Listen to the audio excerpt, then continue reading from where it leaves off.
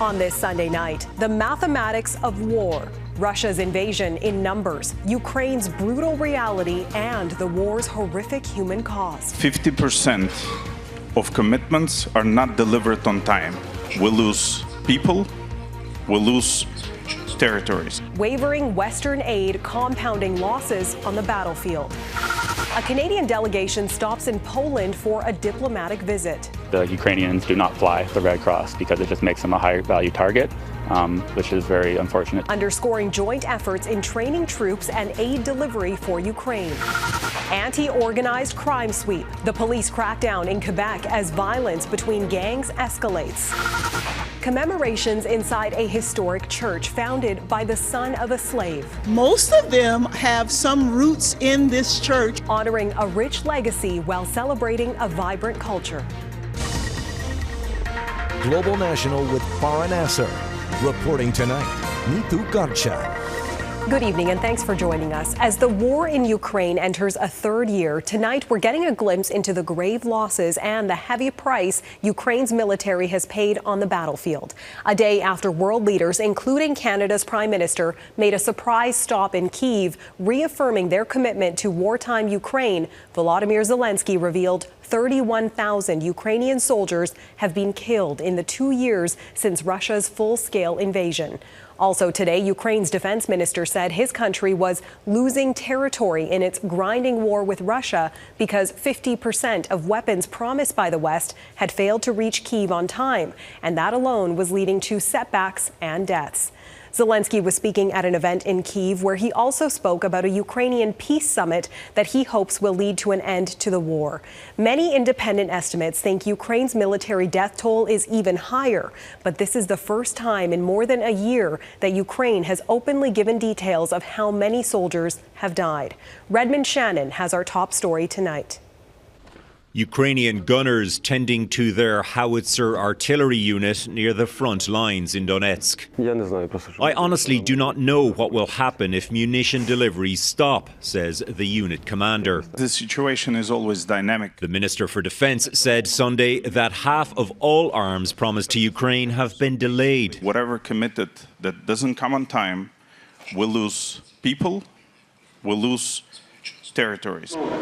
A day after Canada's commitment of another $3 billion, part of a new security pact, Kyiv's push for more help goes on. Most notably, the $60 billion of aid stalled in US Congress. At a news conference Sunday, President Volodymyr Zelenskyy said international elections are key to how the war turns out, although he did not explicitly mention the prospect of a second Trump presidency. Zelenskyy also addressed the toll of 2 years of war as Ukraine looks to recruit more soldiers. 31,000 Ukrainian troops have been killed in this war. It's the first such official figure from Kyiv in over a year. Some independent estimates put that number at least 50% higher, but it is a very difficult figure to nail down during a war. Independent estimates for Russian military deaths vary greatly, from about 50,000 to over 100,000. Zelenskyy also spoke about the next Ukrainian peace summit this spring. He's hoping countries, particularly in Africa, Asia and Latin America, will support Kyiv's peace plan. And I think the main goal for Ukrainians would be to bring this across, that if Russia wins this war, this will destabilize the world and will also be a problem for countries very far away. Zelenskyy said Russia is preparing for a new offensive in May or early summer. Battlefield information made public, perhaps aimed at members of US Congress. Neetu? All right, Redmond Shannon in London tonight. Thanks, Redmond. Canada's diplomatic efforts were on display once again today. The Prime Minister stopped in Poland, continuing a tour focused on Ukraine. Canada is playing a key role in Ukraine's war effort, equipping Ukrainian soldiers in Poland. Canada has trained 39,000 Ukrainian troops as part of an ongoing defense effort called Operation Unifier. More than 300 Canadian soldiers are currently deployed in Poland and elsewhere as part of that operation. And today, a delegation of top government government officials got a better sense of what Ukrainians need and what more Canada can do to help. Our Abigail Bimman is in Poland's capital tonight. Abigail? Neither Canada has been criticized for not delivering the aid it has promised fast enough. That commitment now tops $13 billion. At a visit to a Polish military base, the defense minister acknowledged there have been challenges.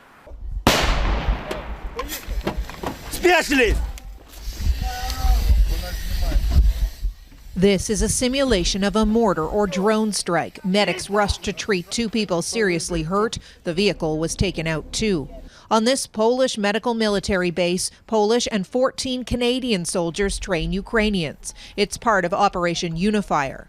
The work they are doing here is literally saving lives. Sunday, the Deputy Prime Minister, Defence Minister and Chief of the Defence Staff got a first-hand look at the work Canadians are doing and a better sense of the urgent need.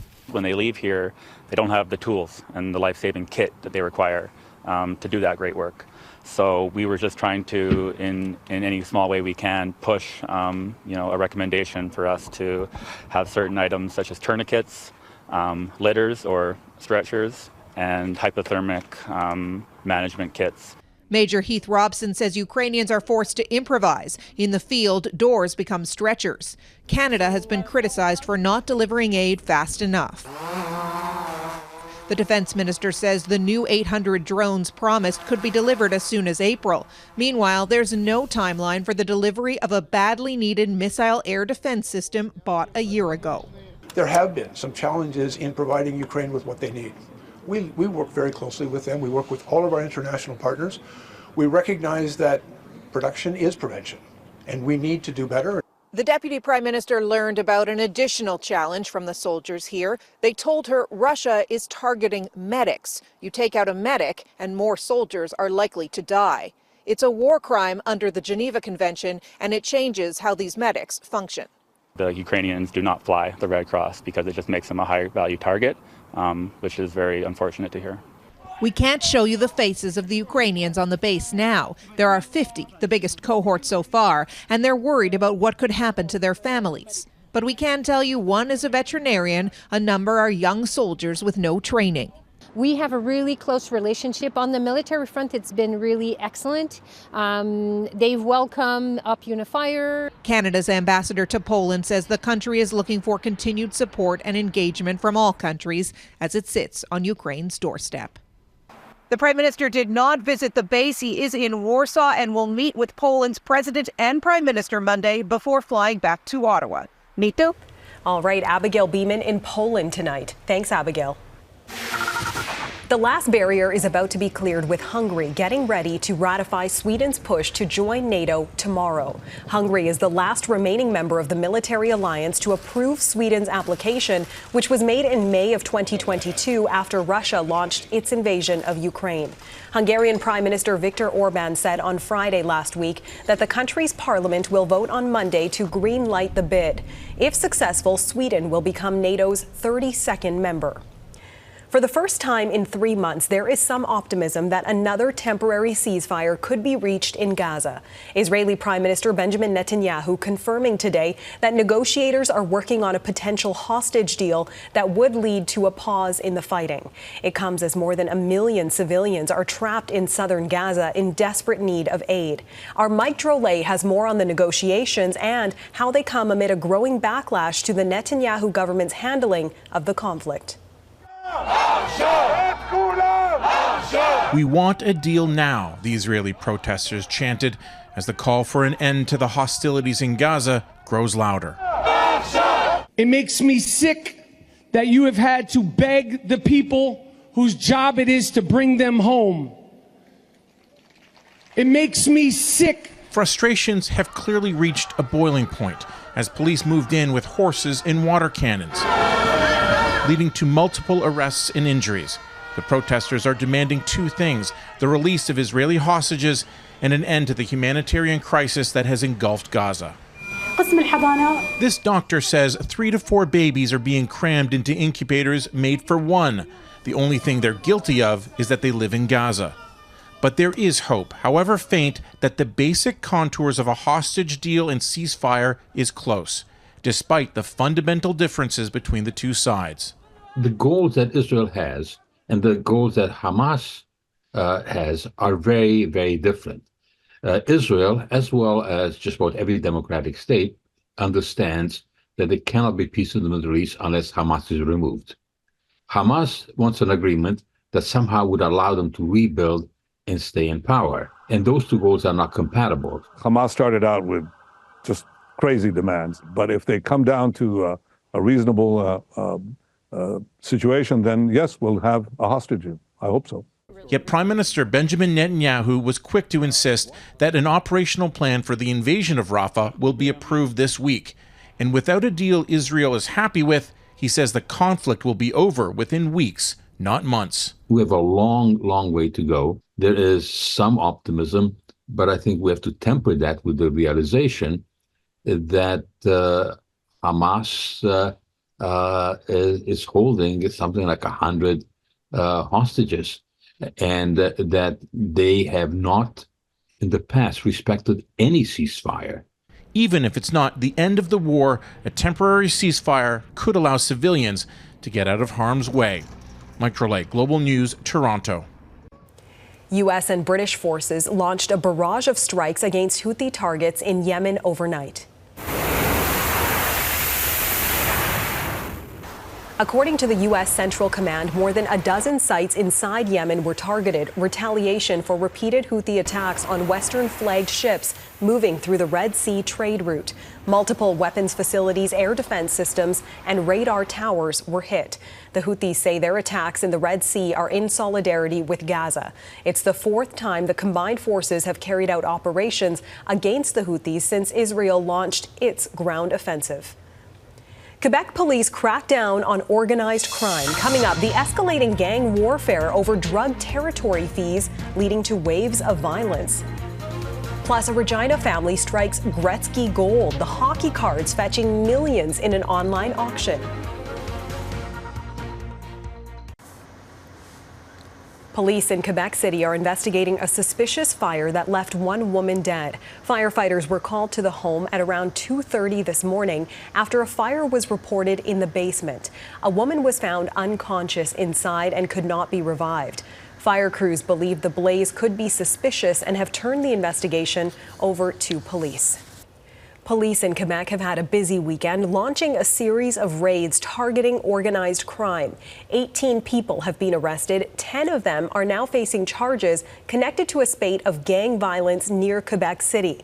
As Mike Armstrong explains, an organization called the Blood Family Mafia appears to have picked a fight with the Hells Angels. That is Quebec City Police Sunday morning confirming the criminal organization thereafter and the identity of the man running it. The Blood Family Mafia, police say, is led by Dave Turmel, a 27-year-old from the Quebec City region, right now on the run. He's believed to be in Europe. But on the streets of Quebec, police are targeting the BFM. The reason? The gang's war with the Hells Angels is boiling over. À Québec, quand on veut vendre de la drogue, criminologist Maria Morani says the conflict is over the 10% cut drug traffickers normally pay to the Hells Angels to sell in Quebec City. Turmel's BFM has for months refused and fought back. Now, the breaking point came in the village of Saint-Malachie, Quebec, last weekend. 3 men with ties to the Hells Angels were, according to reports, taken hostage and tortured. One of the men escaped, killed the captor who was watching him, and went to a nearby home to call police. Just 3 days later, the gang is believed to have kidnapped another man linked to the Hells Angels. He was reported missing in Saguenay, Quebec, and then dropped off hundreds of kilometers away. The man was found on the streets of Montreal. Police say he didn't cooperate with them and had been mutilated. There are reports one of his toes and a finger had been cut off. Ces techniques-là, c'est des techniques de guérilla. Morani says the BFM is borrowing tactics from drug cartels and street gangs in Central America. Turmel and his gang are trying to scare people from fighting against them and to scare people away from working with the Hells. She also says for weeks the Hells Angels were actually in contact with police, warning them to act. Otherwise, Hells from other cities would move in and the situation would degenerate. Now, Quebec went through a bloody biker war from 1994 to 2002. More than 160 people were killed, mostly bikers, but there were innocent victims caught in the crossfire as well. Experience has shown escalation is something to avoid. Mike Armstrong, Global News, Montreal. Ahead, parental aspirations, uncovering research into why men are more inclined to having children than women. The bidding has now closed for a prized box of hockey cards, and a Regina family is a lot wealthier for it. The unopened box of 1979 to 1980 O-Pee-Chee cards, predicted to contain up to 20 Wayne Gretzky rookie cards, sold in an online auction for $5 million Canadian. A Regina family found the box while cleaning out their basement. Mint condition Gretzky rookie cards can sell for hundreds of thousands of dollars each.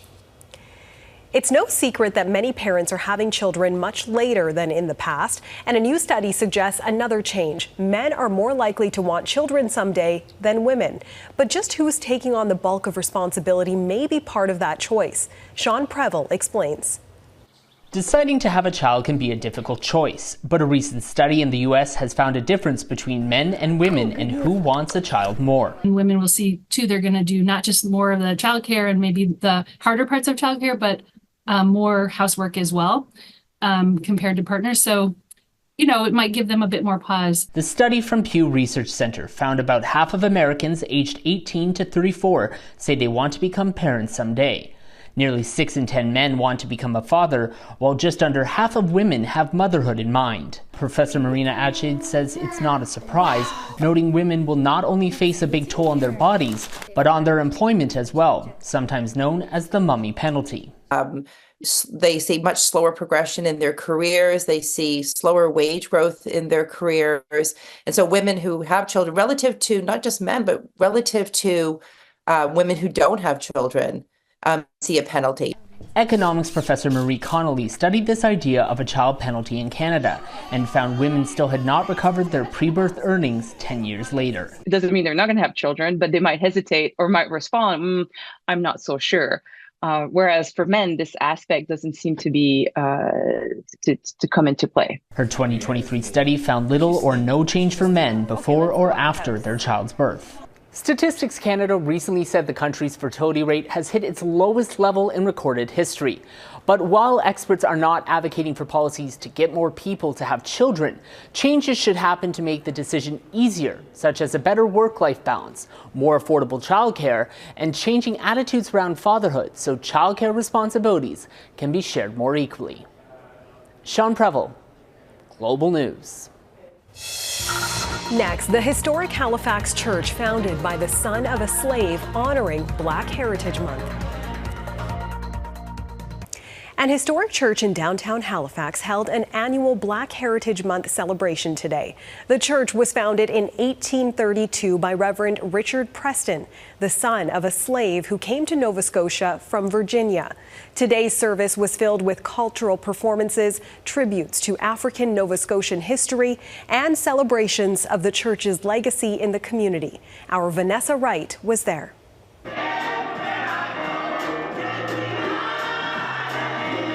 Sometimes we have spoken words, sometimes we have dance, we always have drums, those kinds of things, yeah. African Heritage Month celebrations never fall short at New Horizons Baptist Church. Although it's done every year, the historical Halifax Church puts on a show for the community to enjoy. Most of them have some roots in this church, which is always wonderful, but many of them also are figures around Nova Scotia. 400 years before they get free. Lead pastor Dr. Rhonda Britton delivered a captivating sermon about freedom, pointing to references in Nova Scotia's history, where for those of African descent, it was stripped away. The story of Africville, for example, a once flourishing black community in Halifax that was dismantled in the 1960s after the city underwent an urban renewal. That led to the displacement of hundreds of residents. Also, the untold story of the Black Loyalists. More than 3,000 Loyalists arrived on the shores of Nova Scotia and New Brunswick in the late 1700s. Though some were free, many were not. Despite its relevance to Canadian history, many here say it's fallen through the cracks and was subsequently left out of history books over the years. A lot of folks, they don't necessarily know that history, that black history in Nova Scotia. They don't necessarily know the untold stories that, that they might be forgotten, especially going in and out of school. Like black history and African heritage ain't really taught as rigid as I'd like to see in schools. So a lot of people ain't really getting that history. But this Sunday service, Dr. Britton says, serves as an ode to that history and a reminder that for many, equality is still to be obtained. We may be long gone before it comes, but the promise is sure. Vanessa Wright, Global News, Halifax. What a beautiful celebration, especially for some of the youngest people in that room. That is Global National for this Sunday night. I'm Neetu Garcha. Tonight's Your Canada is Georges River, Nova Scotia. We love seeing your Canada. Please keep emailing your photos to viewers@globalnational.com. Thanks so much for watching. Donna will be back with you tomorrow. Have a great night.